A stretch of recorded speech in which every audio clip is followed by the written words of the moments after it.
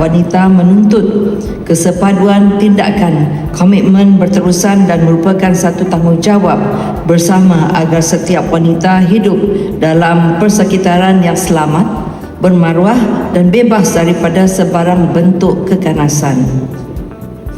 Hadirin yang dihormati sekalian, keganasan rumah tangga merupakan satu bentuk jenayah dan ancaman senyap yang berupaya meruntuhkan kesejahteraan institusi keluarga sekiranya tidak ditangani. Saya dengan sukacitanya merasmikan program Santun Kasih Mandiri Keganasan Rumah Tangga Sari Ikrafi Road to Ibau 2026.